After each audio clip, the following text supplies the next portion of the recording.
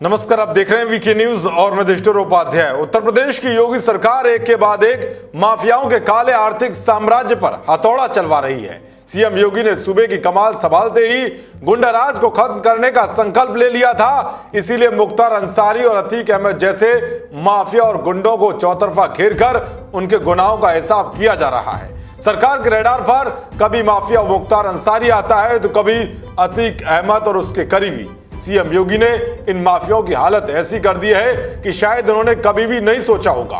एक बार फिर से सीएम योगी के रडार पर अतीक अहमद का काला साम्राज्य आ गया है।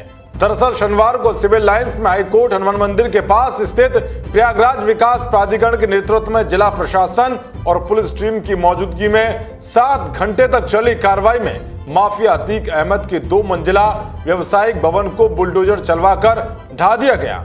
इस 2 मंजिला भवन में कई दुकानें बनी थी जिन्हें 2 बुलडोजरों से जमींदोज करा दिया। जानकारी के मुताबिक जिस तरह से अतीक अहमद ने इस भवन की नींव का काम करवाया था, उससे लग रहा है कि इसे कई मंजिला बनाने की योजना थी और इस भूमि पर अतीक एक आलीशान व्यवसायिक कॉम्प्लेक्स खड़ा करना चाहता था। तो वहीं योगी सरकार ने रविवार को बाहुबली अतीक अहमद पर एक और बड़ी कार्रवाई की है। प्रयागराज के लूकरगंज में अतीक अहमद के कब्जे वाली 7000 वर्ग मीटर भूमि को प्रशासन ने बुलडोजर चलवाकर मुक्त करवाया है। राज्य सरकार की इस नजूल संपत्ति पर बाहुबली अतीक अहमद का कई सालों से अवैध कब्जा था। इस जमीन की लीज की अवधि भी खत्म हो चुकी थी।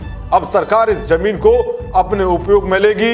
इस जमीन की कीमत 60 करोड़ बताई जा रही है। बताया जा रहा है कि अतीक अहमद ने इससे अपने रसूख और दबंगई के बल पर अवैध तरीके से कुछ साल पहले बाउंड्री वॉल बनाकर कब्जा कर लिया था। अतीक अहमद के साथ भी ऐसी संपत्ति है जिस पर प्रशासन ने बुलडोजर चलवाकर बने अवैध निर्माण को ध्वस्त करके अपने कब्जे में लिया है। योगी सरकार किस तरह से अतीक अहमद के काले साम्राज्य को झटका पहुंचा रही है, इस बात का अंदाजा इस बात से लगाया जा सकता है कि महज 9 दिनों के भीतर ही माफिया अतीक अहमद को 100 करोड़ से ज्यादा की चोट पहुंचाई है। यानी कि अब तक अतीक की 100 करोड़ की अवैध संपत्ति कुर्क की जा चुकी है। ये वो आंकड़े हैं जो बाकायदा लिखा पढ़ी में है। इनमें कई बेशकीमती जमीनें और आलीशान भवन और व्यावसायिक कॉम्प्लेक्स भी शामिल हैं।